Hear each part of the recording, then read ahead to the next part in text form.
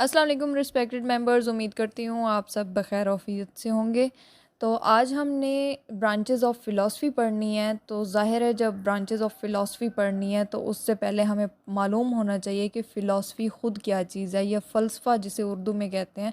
तो फ़लसफ़ा ख़ुद क्या चीज़ है जिसकी हम ब्रांचेस पढ़ने जा रहे हैं। तो फ़र्स्ट ऑफ़ ऑल देखते हैं कि फ़लसफ़ा क्या है। Philosophy is a search of truth and reality through logical reasoning, कि जब हम किसी भी चीज़ की, किसी भी शय की, उसके हक़ाइक़ यानी कि उसकी हकीकी मानी, उसकी कदर कीमत, उसकी अहमियत, जब इन चीज़ों को मालूम करते हैं तो वो क्या कहलाता है, वो हमारा फ़लसफ़ा कहलाता है। यानी कि किसी भी चीज़ को या किसी भी चीज़ के गहरी तनकीदी मुताला को क्या कहते हैं, फ़लसफ़ा कहते हैं। इसके अलावा अगर हम इसके डेरिवेटिव मीनिंग देखें तो उसमें क्या आ जाता है, जो आपका टर्म है फ़िलासफ़ी, जो एक लफ्ज़ है फ़िलासफ़ी, वो दो ग्रीक वर्ड से निकला है, दो यूनानी अल्फाज में से निकला है। एक है फ़िलॉस और दूसरा है सोफ़िया। तो फ़िलॉस का मतलब क्या होता है, लव, ठीक है, किसी चीज़ का किसी चीज़ से प्यार, लव ऑफ। और इसके अलावा सोफ़िया के बारे में देखें तो सोफ़िया का मतलब होता है विज़डम। विज़डम मीन हुकमत, दानाई, दानिशमंदी, ठीक है। तो इसका मतलब क्या है कि जो वर्ड है फ़िलॉसफ़ी, तो उसका फुल वर्ड का अगर हम मीनिंग देखें तो वो कौन सा बनता है, लव ऑफ विज़डम, यानी कि हिकमत दानिश से मोहब्बत करना। तो इसके अलावा अगर हम देखें इसमें कि प्लाटो ने क्या कहा है कि फ़िलासफ़र कौन होता है। फ़िलासफ़र ज़ाहिर है जो फ़िलासफ़ी को रीड आउट करते हैं तो उसको क्या कहते हैं, उसको फ़िलासफ़र कहते हैं। तो फ़िलासफ़र कौन सा बंदा होता है, एक ऐसा इंसान जिसके पास हर किस्म का नॉलेज हो, हर किस्म का इल्म हो, लेकिन फिर भी वो चाहे कि मेरे पास मज़ीद इल्म आए।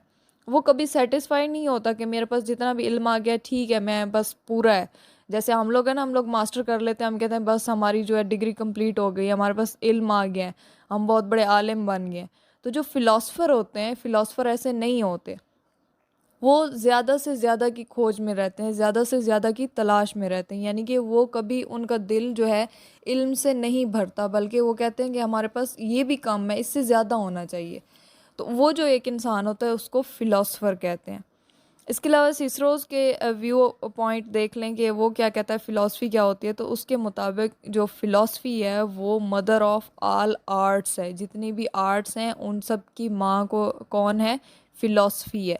इसके अलावा अगर हम जो है इंशाल्लाह जब नेक्स्ट लेक्चर पढ़ेंगे फ़िलासफ़ी के हवाले से, तो इसमें जितनी भी इसकी अहमियत है, इसका दायरा कार है, जितने भी फ़िलासफ़र्स हैं उनके पॉइंट ऑफ व्यू से फ़िलासफ़ी क्या चीज़ है, तो ये इंशाल्लाह हम अपने नेक्स्ट लेक्चर में पढ़ेंगे। तो आज के लिए इसकी जस्ट डेफिनेशन और जो बुनियादी इसकी बुनियादी यानी कि फ़लसफ़ा क्या है, उसकी मीनिंग वगैरह पढ़े हैं, क्योंकि आज हमने डिस्कस करना है ब्रांचेज़ ऑफ फ़िलासफ़ी को।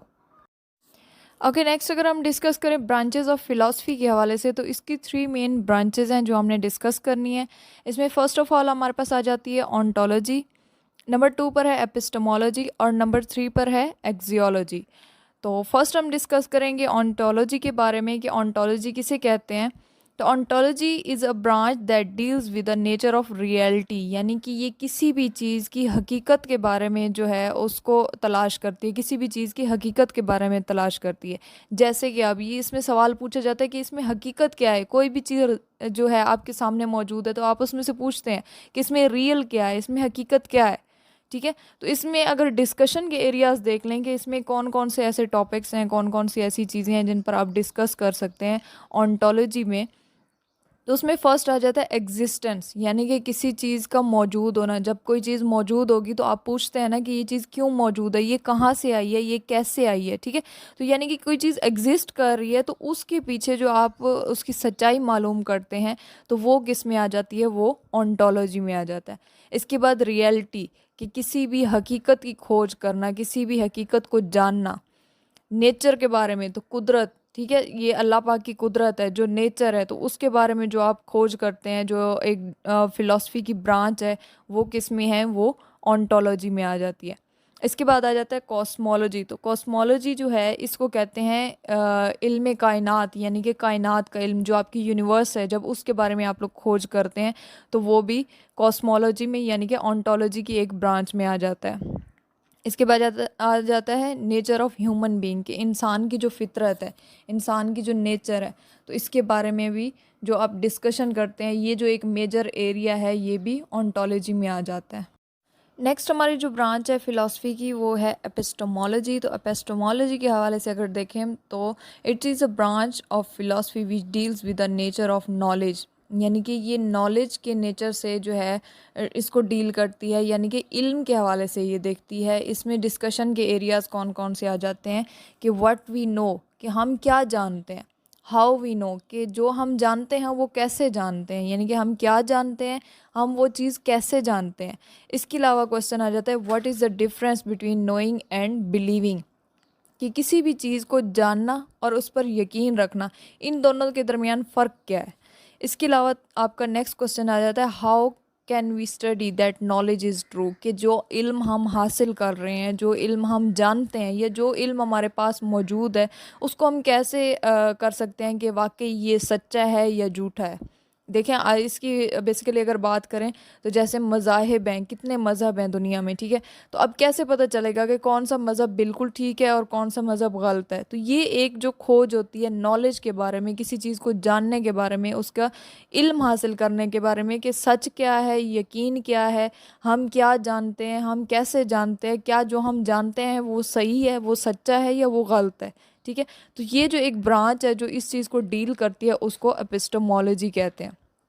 इसके अलावा एपिस्टेमोलॉजिस्ट जो होते हैं, जो इस ब्रांच को डील करते हैं, वो क्या करते हैं कि वो जो हमारे साइकोलॉजिकल कंसेप्ट्स हैं, जैसे कि हमारी फीलिंग्स होंगी, हमारी फीलिंग्स होती हैं, इसके अलावा मोटिवेशन हो गई, हमारी लर्निंग हो गई, इन सब चीज़ों को वो खोजते हैं, कि वो इसको देखते हैं कि ये क्या है, ये इसके मीनिंग क्या है, ये हमारे नज़दीक क्या चीज़ है, ये कितनी अहमियत रखते हैं, ठीक है।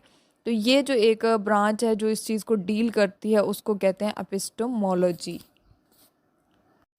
नंबर 3 पर हमारी ब्रांच आ जाती है एक्सियोलॉजी। तो एक्सियोलॉजी के हवाले से अगर देखें, इसकी डेफिनेशन देखें तो it is a branch that deals with the nature of values, the types of values and the problems of values, यानी कि ऐसी ब्रांच फ़िलासफ़ी की जो वैल्यूज़ के नेचर के बारे में देखती है। वैल्यूज़ में यहाँ पर आ जाते हैं जो खूबियाँ होती हैं, ठीक है, खूबियों के हवाले से। इसके अलावा टाइप्स ऑफ वैल्यूज़, वैल्यूज़ की टाइप्स कौन कौन सी हैं, ये कितनी टाइप्स हैं, या उनके मसाइल क्या हैं, उनके प्रॉब्लम्स क्या हैं वैल्यूज़ के। तो ये जो सारी एक डिस्कशन है, तो ये किस जो है ब्रांच में देखी जाती हैं, ये होती हैं एक्सियोलॉजी में। ओके, इसमें क्वेश्चन पूछा जाता है जैसे कि व्हाट इज़ गुड, कि अच्छा क्या है, ठीक है, हमारे सामने कोई चीज़ है, हम किसी से पूछते हैं इसमें अच्छा क्या है। इसके अलावा हम नेक्स्ट क्वेश्चन पूछते हैं what is attributable to human, यानी कि इंसानों के लिए काबिल वस्फ़ क्या है, इंसानों के लिए काबिल निस्बत क्या चीज़ है। तो ये जो क्वेश्चंस होते हैं ये हम किस में पूछते हैं, ये हम एक्सियोलॉजी में पूछते हैं। इसके अलावा अगर हम देखें तो इसकी मज़ीद एक्सियोलॉजी को मज़ीद 2 टाइप्स में, 2 कैटेगरीज़ में डिवाइड किया गया है। इसमें फ़र्स्ट आ जाती है एथिक्स, ठीक है, एथिक्स, और नेक्स्ट होती है एस्थेटिक्स। अब एथिक्स में देखें तो ये कौन सी है, इसमें it is concern with concept of good और बैड, राइट एंड रॉन्ग, यानी कि जब हम किसी चीज़ का कंसेप्ट क्लियर करते हैं कि ये अच्छी है या बुरी है, ये सही है या गलत है, ठीक है, तो ये जो हम अपना एक कंसेप्ट क्लियर करते हैं तो इसको एथिक्स कहते हैं। सपोज़ कोई काम आप करते हैं तो आपको पता होना चाहिए कि ये मैं अच्छा काम कर रहा हूँ या बुरा काम कर रहा हूँ, ठीक है, ये मेरे लिए सही है या गलत है। तो ये जो आप एक कंसेप्ट क्लियर करते हैं अपने बारे में या किसी भी चीज़ के बारे में, उसकी अच्छाई और बुराई को देखकर, तो ये किस में आ जाता है, ये एथिक्स में आ जाता है। इसके अलावा एस्थेटिक्स की बात करें तो एस्थेटिक्स में क्या आ जाता है, it is concern with the beauty and enjoyment, कि जब किसी भी चीज़ की खूबसूरती को लेके या आप किसी चीज़ को के लुत्फ़अंदोज़ी को लेकर जब कोई उसके हवाले से एक कंसर्न करते हैं, तो वो कौन सी ब्रांच में आ जाती है, वो एस्थेटिक्स में आ जाता है, ठीक है। तो इसमें क्वेश्चंस क्या आते हैं, व्हाट इज़ ब्यूटीफुल, ठीक है, व्हाट इज़ ब्यूटीफुल, क्या चीज़ खूबसूरत है। अब हर बंदे के सामने खूबसूरती का मेयार जो है वो अलग अलग होता है। हो सकता है कोई चीज़ एक बंदे के लिए बहुत खूबसूरत हो, दूसरे बंदे के लिए वो चीज़ बदसूरत हो। तो वो पूछते हैं कि व्हाट इज़ ब्यूटीफुल, कि आपके नज़दीक खूबसूरती क्या है, ठीक है। इसके अलावा व्हाट एस्पेक्ट्स प्रोड्यूस इंजॉयमेंट, कि ऐसी कौन सी चीज़ें हैं, ऐसी कौन सी बातें हैं जो इंजॉयमेंट प्रोड्यूस करती हैं, जो हमारे लिए लुत्फ़ अंदोज़ी का एक ज़रिया बन सकती हैं। तो ये जो सब कुछ हम एक डिस्कशन करते हैं, ये किस में आ जाती हैं, ये एस्थेटिक्स में आ जाते हैं। तो आज के लिए हमने जस्ट ब्रांचेस पढ़नी थी, तो बाकी इंशाल्लाह हम नेक्स्ट लेक्चर में करेंगे। टेक केयर, फ़ी अमानिल्लाह। Subscribe and share our channel. Also press the bell icon for new videos and updates.